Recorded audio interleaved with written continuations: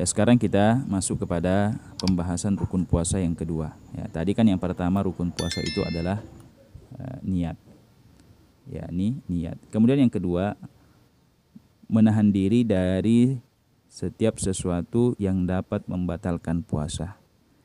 Ya, oleh karena menahan diri dari segala sesuatu yang membatalkan puasa itu merupakan salah satu dari dua rukun puasa, maka kita harus mengetahui. Ya, kita wajib mengetahui apa sajakah hal-hal yang dapat membatalkan puasa kita. Ya, karena kenapa? Ya, karena jangan sampai di saat kita berpuasa, ya, kita melakukan hal-hal yang dapat membatalkan puasa kita tanpa kita sadari, ya, atau tanpa kita ketahui. Ya, maka kita perlu untuk mengetahui apa saja hal-hal yang dapat membatalkan puasa kita.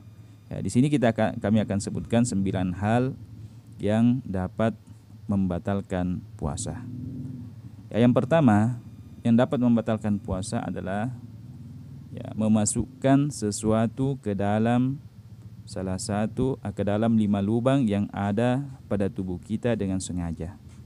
Ya, jadi yang dimaksud sesuatu itu apakah benda padat atau benda cair yang kita masukkan ke dalam 5 lubang yang akan kita sebutkan nanti dengan sengaja dalam keadaan kita sadar bahwa kita sedang berpuasa, ya, maka itu akan membatalkan puasa kita. Ya, adapun lubang yang pertama yang dimaksud adalah lubang mulut. Ya, untuk lubang mulut ini batasan yang membatalkan puasa itu adalah batas menelan. Ya, apabila sesuatu itu melewati batas tenggorokan.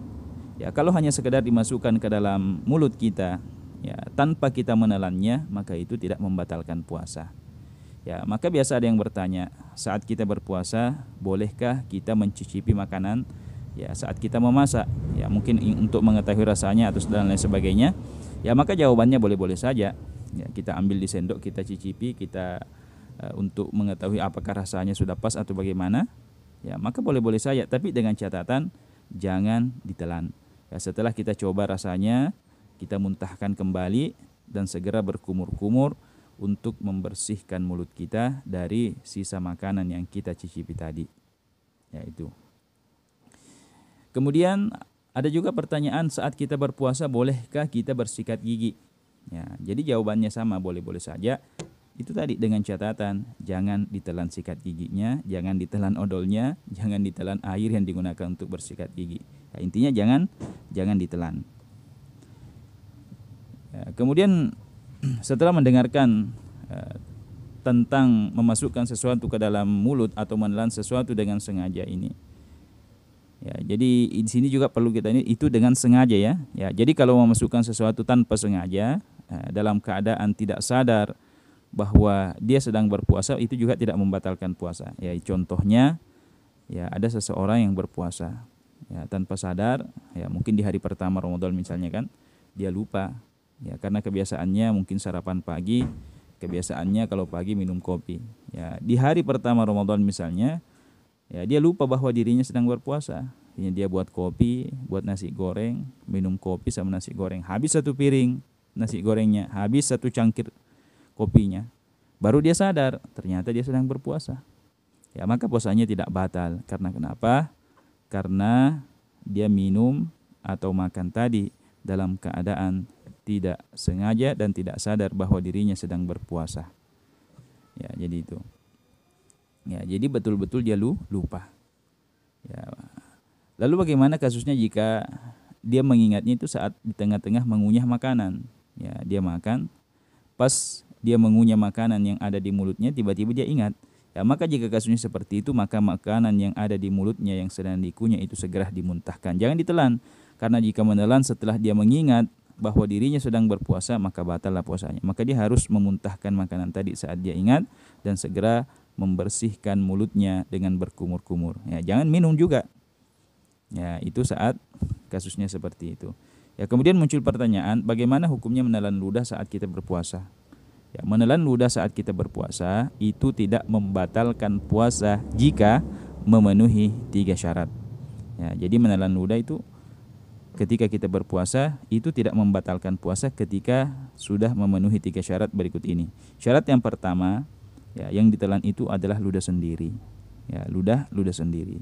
Ya, mungkin ada bertanya, ngapain juga kita mau menelan ludahnya orang? Ya, jadi mohon maaf, ya, di dalam seni bercinta, ya mungkin sepasang suami istri saat dia berpuasa, ya mereka mohon maaf berciuman. Ya, berciuman itu kan tidak sampai membatalkan puasa. Ya, lalu kemudian saat dia berciuman, mereka berciuman, ludah keduanya tertukar. Ya, ludah keduanya tertukar, ludahnya istri masuk ke mulutnya suami, demikian juga sebaliknya. Ya, maka jika salah satu dari pasangan tadi telan ludah pasangannya, maka batallah puasanya. Karena kenapa? Yang ditelan itu bukan lagi ludahnya, akan tetapi yang ditelan adalah ludah orang lain, dalam hal ini pasangannya. Ya, itu yang pertama.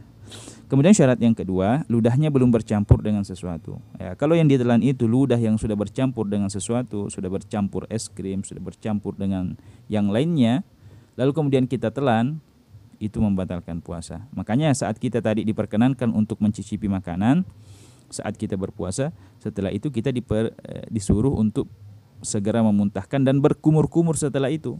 Ya, untuk apa? Untuk membersihkan mulut kita. Karena khawatir jangan sampai ada sisa-sisa makanan yang kita cicipi tadi bercampur dengan ludah lalu kemudian kita telan, ya maka itu dapat membatalkan puasa. Karena kenapa? Karena yang ditelan itu bukan lagi ludah yang murni, akan tetapi ludahnya sudah bercampur dengan sesuatu. Ya, kemudian yang ketiga, syarat yang ketiga, menelan ludah tidak membatalkan puasa. Syarat yang ketiga, ludahnya masih berada di tempatnya, maksudnya belum keluar dari mulut. Ya, kalau sudah keluar dari mulut, ya sudah keluar dari yang bibir kita itu, ya, lalu kemudian kita masukkan kembali dan kita telan, ya itu membatalkan puasa. Ya, bahkan sampai guru kita mencontohkan dengan contoh yang ekstrim, ya. Ya, ada seseorang yang iseng, ya di pagi hari dia meludah dikumpulkan di gelas. Ya, saat jam 12 siang terkumpul satu gelas.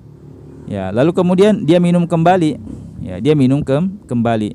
Ya, yang diminumnya itu ludah sendiri. Ya, ludahnya belum bercampur dengan sesuatu, tapi karena sudah keluar dari tempatnya, dalam hal ini sudah keluar dari mulut, maka itu membatalkan puasa. Ya, kemudian lubang yang kedua yang dimaksud adalah lubang hidung. Ya, memasukkan sesuatu ke dalam lubang hidung dengan sengaja. Adapun batasannya yang membatalkan puasa untuk lubang hidung apabila dimasukkan sesuatu ke dalamnya dengan sengaja adalah lubang hidung bagian dalam. Ya, bagaimana cara mengetahui yang bagian luar, bagian dalam?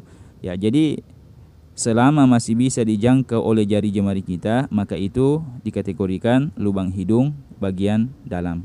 Ya, selama yang kita masukkan sesuatu ke dalamnya itu adalah bagian yang masih dapat dijangkau oleh jari jemari kita, maka itu tidak membatalkan puasa karena itu masih terhitung lubang hidung bagian luar. Adapun bagian dalam, lubang hidung bagian dalam, ya, yang dimaksud akan membatalkan puasa jika kita memasukkan sesuatu ke dalamnya dengan sengaja adalah lubang hidung yang terasa panas itu ketika kita kemasukan air ke dalamnya, ya, atau yang sejajar dengan mata. Ya, itulah batasan lubang hidung bagian dalam yang apabila dimasukkan sesuatu ke dalamnya dengan sengaja akan membatalkan puasa. Kalau hanya sekedar membersihkan hidung, ya, yang dapat dijangkau oleh jari jemari kita itu tidak membatalkan puasa. Maka saat berpuasa, ya itu kan dalam wudu kita disunahkan untuk menghirup air ke hidung, ya, atau istinsyak. Akan tetapi khusus saat kita berpuasa cukup kita membersihkan lubang hidung bagian luar saja yang dapat dijangkau oleh jemari kita. Karena apabila kita menghirup air masuk ke hidung kita naik sampai di tempat di wilayah tersebut, ya, yang kita terasa tersengat apabila kemasukan air, maka itu membatalkan puasa. Kemudian yang ketiga adalah lubang telinga. Ya, lubang telinga juga seperti itu. Ya, ada lubang telinga bagian luar, ada lubang telinga bagian dalam. Ya, yang bagian luar itu adalah yang dapat dijangkau oleh jari kelingking kita. Ya, jadi kita ambil patokan jari kelingking karena inilah, ya, dari 5 jari-jari kita yang paling kecil. Ya, selama masih bisa dijangkau oleh jari kelingking kita, maka itu terhitung lubang telinga bagian luar. Kalau kita memasukkan sesuatu, ya, tidak sampai melewati batas yang bisa dijangkau oleh jari kelingking kita, maka itu tidak membatalkan puasa. Ya, akan tetapi kalau sudah masuk melewati batas yang bisa dijangkau oleh jari kelingking kita, ya, maka itu membatalkan puasa.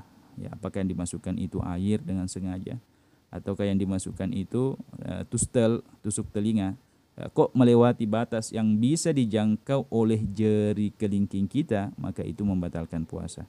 Ya, meskipun dalam masalah ini, masalah lubang telinga ini memasukkan sesuatu ke dalam lubang telinga, ya itu ada perbedaan pendapat di antara para ulama.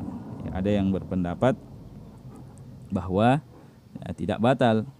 Ya, ada juga berpendapat bahwa hal tersebut membatalkan puasa. Ya, akan tetapi guru kita seperti guru kita Buya Yahya, ya beliau menghimbau bahwa lebih baik dan lebih aman jika kita tetap mengikuti pendapat kebanyakan para ulama yang mengatakan memasukkan sesuatu ke dalam lubang telinga sampai batasan yang kita sebutkan tadi itu membatalkan puasa. Ya, itu lebih aman dan lebih berhati-hati. Ya, itu menurut anjuran guru kita, diantaranya guru kita Buya Yahya. Kemudian yang keempat, lubang yang dimaksud adalah lubang kemaluan. Ya, baik laki-laki ataupun perempuan. Ya, lubang laki-laki ataupun perempuan. Jika kita memasukkan sesuatu ke dalamnya dengan sengaja, maka itu dapat membatalkan puasa. Ya, maka saat kita berpuasa kita perlu berhati-hati. Ya, khususnya bagi kaum perempuan. Ya, saat berpuasa ketika buang air kecil misalnya, saat ingin membersihkan wilayah tersebut, ketika setelah buang air kecil, ya maka itu perlu berhati-hati. Cukup membersihkan wilayah tersebut dengan menggunakan telapak tangan atau perut jemari. Ya, jangan ada yang dimasukkan, kok ada yang salah dibelokkan masuk ke dalam wilayah tersebut, maka itu dapat membatalkan puasa kita. Ya, termasuk memasukkan sesuatu ke dalam, ke dalam kemaluan itu dengan sengaja, karena darurat. Ya, seperti ada orang yang saat dia berpuasa tiba-tiba air kencingnya tidak bisa keluar, maka dibawa ke rumah sakit oleh dokter atau perawat, ya, harus dipasangkan kateter. Ya, maka ketika selang kateter itu dimasukkan ke dalam lubang kemaluan tersebut, apakah laki-laki atau bagi perempuan, maka saat memasukkan lubang selang kateter tadi itu membatalkan puasa kita. Ya.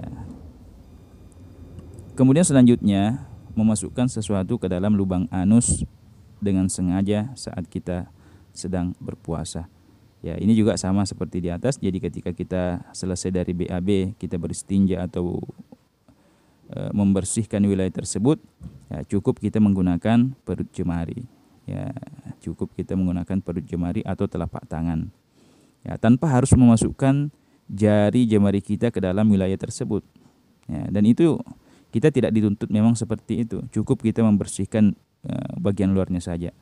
Ya, masukkan jari jemari kita ke dalam wilayah tersebut saat kita membersihkannya setelah BAB, ya itu tidak dianjurkan. Bahkan itu dikatakan bukan sunnah Nabi. Ya, bahkan itu jika dilakukan saat kita berpuasa itu dapat membatalkan puasa kita. Ya, jadi inilah 5 lubang yang apabila kita memasukkan sesuatu ke dalamnya dengan sengaja, itu dapat membatalkan puasa kita. Baik, yang kedua, yang dapat membatalkan puasa adalah muntah dengan sengaja. Ya, jadi ingat, muntah dengan sengaja. Bagaimanapun caranya, intinya disengaja. Apakah dengan cara memasukkan jari jemarinya ke dalam mulutnya, ataukah dia sengaja mencium bau yang dapat membuat dia muntah. Ya, maka jika kasusnya ya itu disengaja, maka itu membatalkan puasa. Ya, termasuk juga orang yang mempunyai kebiasaan ketika dia bersikat gigi, yaitu setiap kali bersikat gigi muntah. Ya, maka saat dia berpuasa, sikat gigi yang tadinya mubah atau boleh baginya, saat dia berpuasa dia haram untuk bersikat gigi. Karena kenapa? Dia sudah mengetahui kebiasaannya setiap kali bersikat gigi dia muntah. Ya, maka ketika dia berpuasa dia tidak boleh bersikat gigi. Ya, itu muntah dengan sengaja. Kalau tidak sengaja, ya itu tidak ada masalah. Ya, seperti di tengah-tengah berpuasa tiba-tiba dia pusing, atau dia naik mobil dari sini ke mall misalnya atau ke pasar, tiba-tiba di jalan muntah. Ya, tidak disengaja, maka puasanya tidak batal karena muntahnya tanpa disengaja. Ya, kemudian catatan mengenai masalah ini, ya itu tidak boleh kita menelan ludah yang ada di mulut kita setelah kita muntah. Ya, sebelum kita mensucikannya mensucikan mulut kita terlebih dahulu dengan cara berkumur dengan air yang suci mensucikan. Ya karena kenapa? Sebab muntahan itu adalah najis. Ya, dan mulut kita telah menjadi najis karena muntahan. Sehingga ludah kita yang telah bercampur dengan najis yang jika ditelan akan membatalkan puasa. Karena kenapa? Yang ditelan itu bukan lagi ludah yang murni, akan tetapi itu yang ditelan adalah ludah yang bercampur najis. Oleh karena itu setelah kita muntah, ya baik ketika kita berpuasa atau setelah atau tidak baik ketika kita berpuasa atau tidak berpuasa, itu kita memang harus berkumur-kumur untuk membersihkan mulut tersebut. Karena kenapa? Karena di dalamnya terkena najis muntahan. Ya, kemudian selanjutnya membatalkan puasa adalah bersetubuh walaupun tanpa keluar air mani. Ya, jadi melakukan hubungan suami istri walaupun tidak sampai keluar air mani. Ya. Ya, batasan yang membatalkan puasa, melakukan hubungan intim suami istri itu membatalkan puasa ya. Yang dimaksud adalah bersenggama adalah jika seorang suami telah memasukkan, mohon maaf, semua kepala kemaluannya ke dalam kemaluannya sang istri, ya, dengan sengaja dan sadar bahwa dirinya sedang berpuasa, maka saat itu batallah puasanya. Ya, jadi orang itu dikategorikan bersetubuh atau berjima apabila ya bukan harus semua, mohon maaf, batang kemaluan suami masuk ke dalam farjinya istri, tidak. Akan tetapi ketika hasyafahnya atau kepala kemaluannya itu sudah masuk, tenggelam semua masuk ke dalam kemaluannya sang istri, maka itu sudah dikategorikan bersetubuh. Ya, itu sudah membatalkan puasa, meskipun keseluruhan batangnya itu tidak masuk semua ke dalam farjinya sang istri. Kemudian dalam hal ini ya termasuk juga hubungan intim yang haram, ya, seperti berzina, ya, atau menyetubuhi istri naudzubillah melalui lubang anusnya. Ya, ini semua termasuk dosa besar ya. Menghubungi berzina dosa besar, menyetubuhi istri dari lubang duburnya, lubang anusnya, itu juga dosa besar. Ya, itu juga jika dilakukan saat berpuasa, itu juga termasuk, selain merupakan dosa besar, juga termasuk hal yang membatalkan puasa kita jika itu dilakukan dalam keadaan berpuasa. Kemudian selanjutnya yang membatalkan puasa adalah keluarnya air mani dengan sengaja walaupun tanpa bersetubuh. Ya, keluarnya air mani dengan sengaja walaupun tanpa bersetubuh. Ya, jadi intinya air mani itu keluar dengan kesengajaan. Apakah dengan menggunakan tangannya, naudzubillah, ya itu merupakan dosa besar juga ya. Ataukah karena dia berkhayal, sengaja untuk berkhayal, ya, atau dia sengaja menonton film-film kotor lalu kemudian saat itu dia keluar air mani, maka puasanya menjadi batal. Karena kenapa? Karena keluarnya dalam keadaan disengaja. Ya, beda jika keluarnya air mani tersebut tanpa disengaja, seperti ketika dia tidur lalu kemudian dia mimpi basah, dia mimpi bersenggama, kemudian setelah dia terbangun tahu-tahu ada yang keluar, ya, di pakaiannya ada air mani, maka itu tidak membatalkan puasa. Karena kenapa? Karena keluarnya air mani tersebut tidak disengaja. Kemudian yang kelima yang membatalkan puasa adalah keluarnya darah haid. Ya, seorang wanita yang berpuasa keluar darah haid itu batal puasanya. Seketika itu batal puasanya. Meskipun waktu buka puasa sebentar lagi akan tiba, ya, tiba-tiba dia datang darah haid, maka puasanya batal. Maka puasanya pada hari itu harus diqadha nanti juga di luar bulan Ramadan. Akan tetapi pada hari itu dia mendapatkan pahala puasa yang sempurna. Ya, hanya saja puasanya tidak sah, maka harus diqadha nanti di luar bulan suci Ramadan. Kemudian yang keenam yang membatalkan puasa adalah melahirkan. Ya, baik yang dilahirkan itu adalah anak bayi yang sudah utuh atau bakal bayi, atau yang biasa dikenal dengan istilah keguguran. Ya, jadi contohnya ada seorang wanita yang hamil tua, ya, saat dia berpuasa, ya, tiba-tiba dia melahirkan. Ya, maka ketika dia melahirkan, puasanya pada hari itu menjadi batal dengan sebab melahirkannya itu. Ya, atau dia keguguran saat berpuasa. Ada seorang wanita hamil muda, ya, dia berpuasa di siang hari bulan suci Ramadan. Ya, dia terjatuh, ya, disebabkan terjatuh akhirnya dia keguguran. Maka dengan kegugurannya itu, keluarnya bakal bayi dari rahimnya itu membatalkan puasa. Yang ketujuh adalah nifas. Ya, nifas itu darah yang keluar setelah seorang wanita melahirkan. Ya, misalnya ya seorang melahirkan, ternyata setelah melahirkan tidak langsung keluar darah nifas. Ya, karena ia mengira tidak ada darah nifas, akhirnya ia berpuasa. Dan ternyata di saat dia sedang berpuasa, darah nifasnya datang. Maka ketika datang darah nifas itu, maka puasanya menjadi batal. Yaitu penjelasan tentang darah nifas. Kemudian yang kedelapan, yang membatalkan puasa adalah hilangnya akal. Ya, hilangnya akal itu ada 3 macam.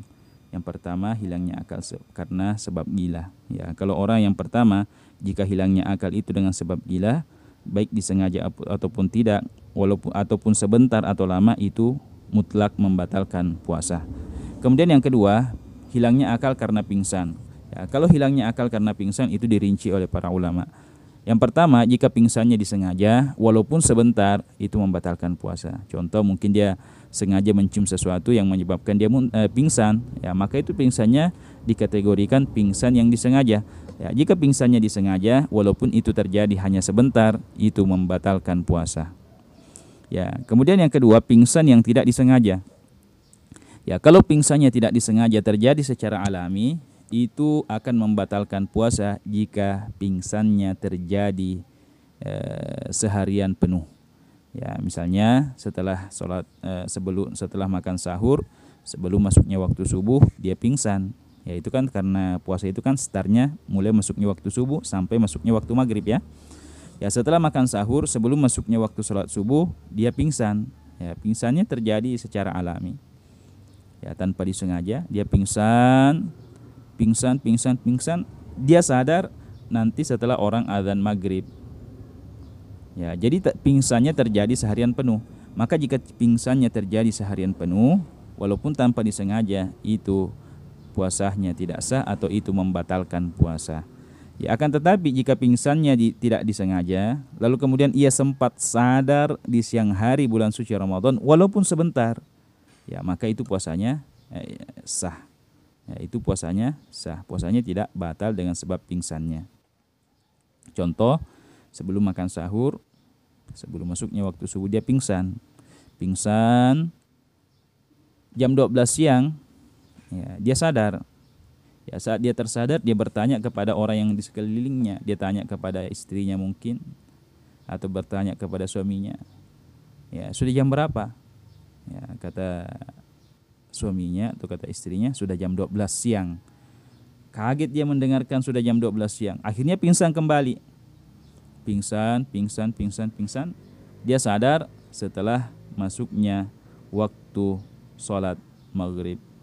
Ya, karena dia sempat sadar walaupun hanya sebentar di siang hari bulan suci Ramadan, maka puasanya dianggap sah atau pingsannya itu tidak sampai membatalkan puasa. Karena kenapa?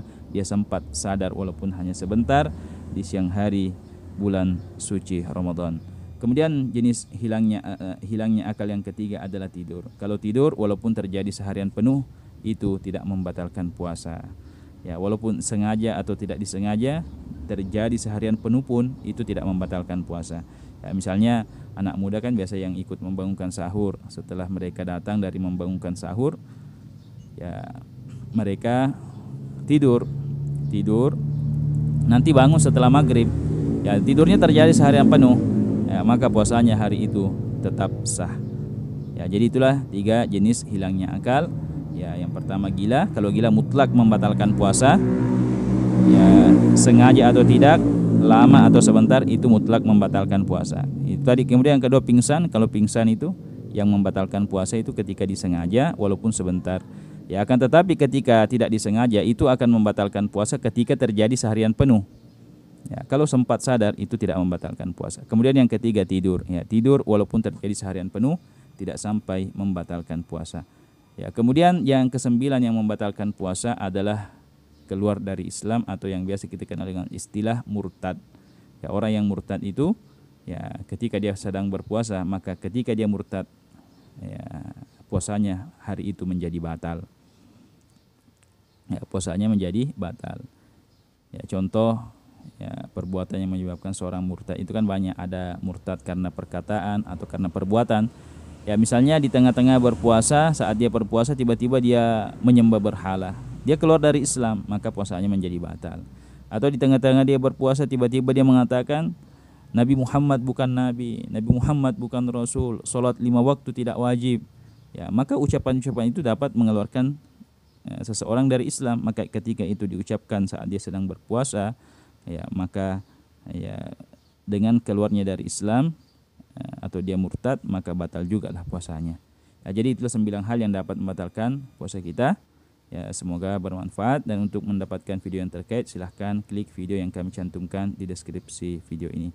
Semoga bermanfaat, lebih dan kurangnya kami mohon maaf. Assalamualaikum warahmatullahi wabarakatuh.